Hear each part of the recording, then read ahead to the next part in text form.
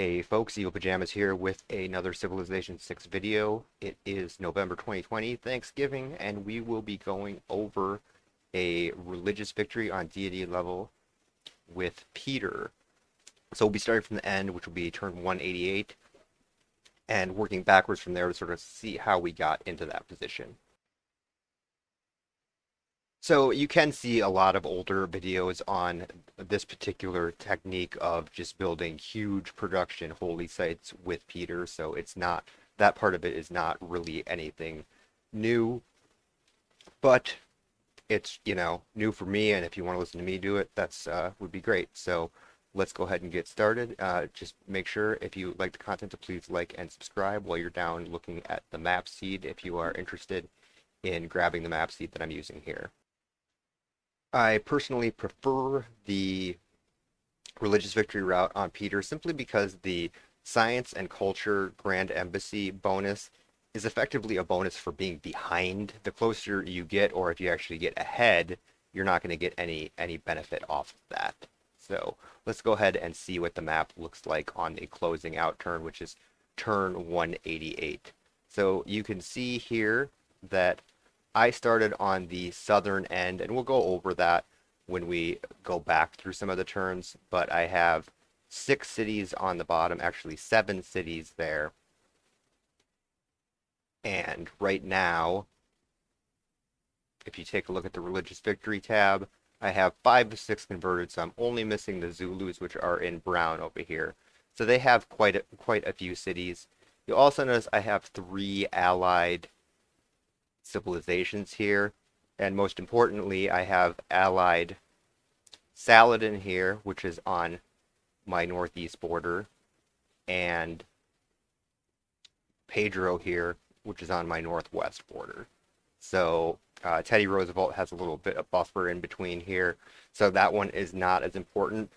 But if you are wanting to be able to invest as little as possible into military so that you can focus on that religious victory, you want to lock up that ally status so that you can keep them from suddenly declaring war on you while you're trying to close out the religious victory.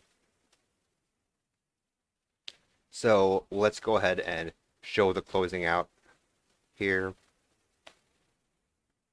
We'll just build whatever, it doesn't really matter. This should be the turn that I win. So these will not matter at all. So we're coming up here with our apostle. Go ahead and do that. Go ahead and do that. Get one more in there, and now we picked up Ulundi. This doesn't matter, I'll just skip that turn. I'll skip this builder turn. I'll skip this builder turn. I'll skip this builder turn. Yes, I know I have a crap ton of builders, I just didn't have anything else to really build. So I was just improving my tiles down here. So, and yes, I had another settler just in case. So, alright. This one doesn't really matter because I can't get to where I need to go. This one doesn't really matter either. Alright, so leave that. I think I used this one here, but I didn't actually get the conversion there. This should be the winning conversion up here, if I recall correctly. So there we go. So turn 188, we are getting the victory. I'm like sort of in the middle-ish on the scoreboard there. But let's go ahead and hop back a few turns to see where we are. I didn't get a very good score on this game, really, 629. If we take a look, I'm not even, like, where are we? Buildings constructed, Peter. I don't have very many buildings constructed. I didn't capture any cities. So I played a pretty peaceful game, and it was still relatively easy. Never got attacked at all. Let's see, I didn't even have like a good science output. What I did have is a whole crap ton of faith here. If you've seen some of my other videos where you see the spike up here, that is where you move in to sort of close out the game. And I don't think they show you production, but I have a solid amount of production as well, even though I don't have a lot of buildings built. So let's go ahead and hop back a few turns. I can just use one of the old auto saves or something here. So let's just, I don't know, we'll rewind back to like turn 125-ish or something. So just hold on here one moment. So I went ahead and picked back the farthest autosave that I had back, which was turn 89. I also do want to point out that I'm not a particularly great player, so this is a good video for people that, and you can see that this is on deity level difficulty. So this is a good video for people that are just sort of like, yeah, you know, I'm not a hardcore player, I'm not going to min-max everything out, but I'd still like to play at the hardest difficulty level.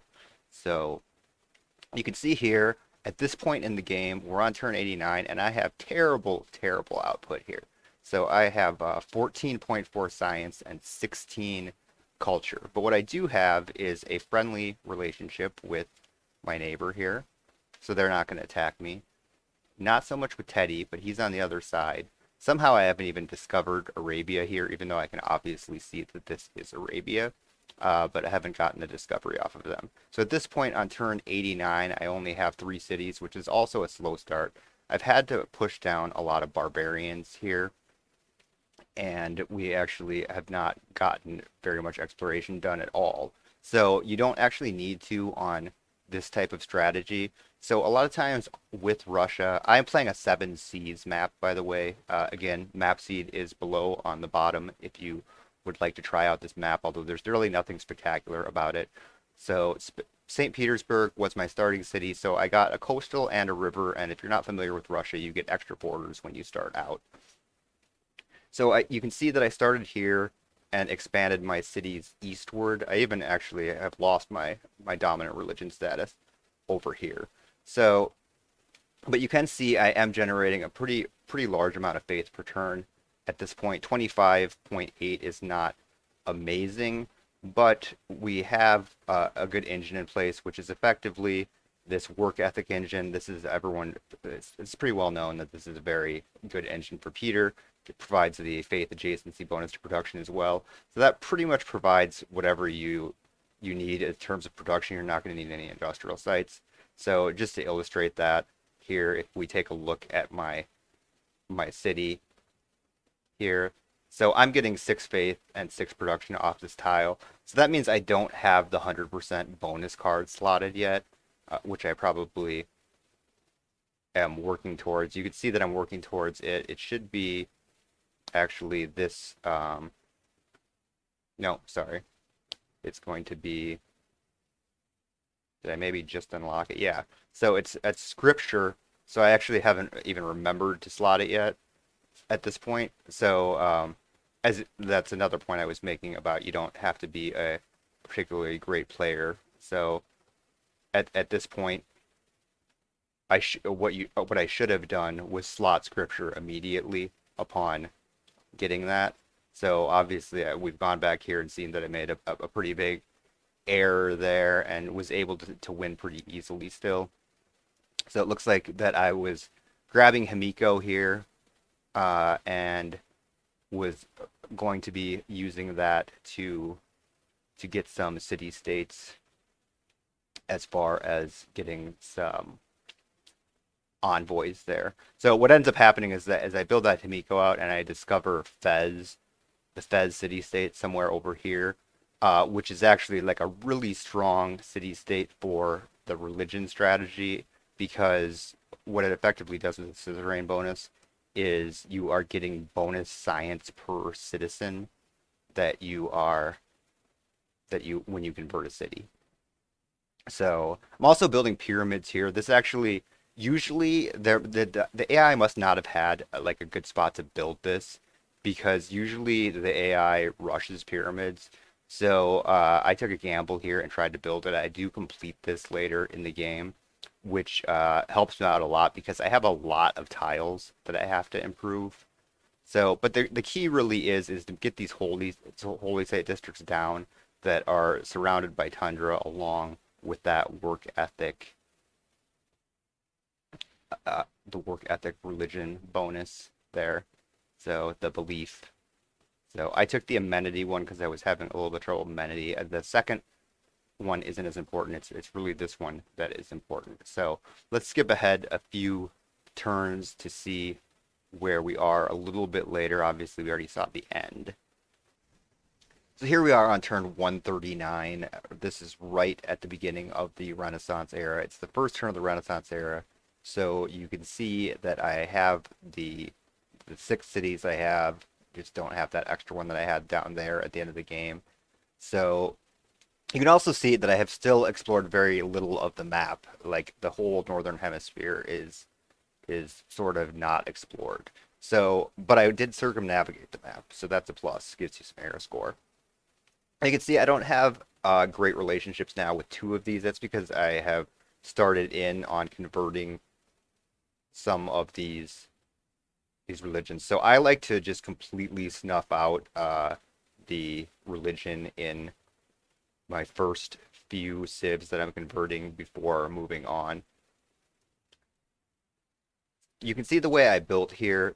If you, a lot of times you're going to start on the edge of the map, and this is why I didn't explore a lot, is because if you're going with this strategy, really all you need is to have this strip of tundra here and build all of your stuff around it. So you can see here, this is 28 faith per turn.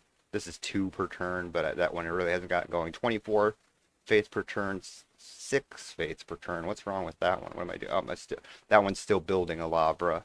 And 1 and 23. So it's really, I'm getting 100 faiths per turn, and I still don't have my full engine up and running here. But the cities are doing all right. I mean, they're small. They're on the smaller side, but they're producing what they need to produce. So we've got enough housing and amenities in place. So you just want to keep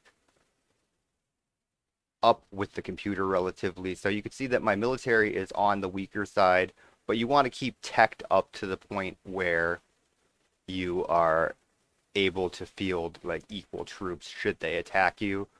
But again, I have good relations with the 2 neighboring civs.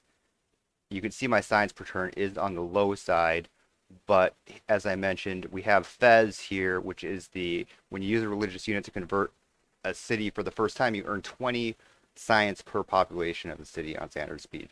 So that actually allowed us to tech up rather quickly, even with our low science. Now we're not super teched up here, like we're behind the other civs, but as we progressed through converting these cities out, we were able to pick up a lot of tech so that we would have been able to field probably an army that was more advanced than the other civs should they have had come at us. So that's basically the strategy here is you sort of turtle up along the tundra area and make these massively productive holy site tiles. So you can see 12 faith, 12 production tiles. I've seen videos where people get them up to like 2020. So they are it's a very effective strategy, and you can win fairly quickly. As you can see, a turn 188 isn't amazing, but it's pretty decent. So if you would, and again, that's on deity level, and I'm not like anywhere more than like just sort of a slightly maybe above average-ish player, make a ton of mistakes. So if you'd like to see like a full playthrough of this type of strategy, go ahead and post in the comments below, or if you'd like to see any civilization with a particular strategy vid, just go ahead and share that as well. So thanks for tuning in. Hoping everyone had a great Thanksgiving if you're in the States. Otherwise, elsewhere, I hope everyone is doing well. So thanks for tuning in, and again, please like and subscribe if you're interested in seeing more content. Evil Pajamas out. One last thing, almost forgot. Before you do your push to start converting a large amount of the civilizations, and I recommend doing like one big push wave all at once, you should try to get a golden age immediately before that and get the Exodus of the Evangelists because it really speeds up the movement speed. So almost forgot that part. All right, now I'm out. Thanks for tuning in.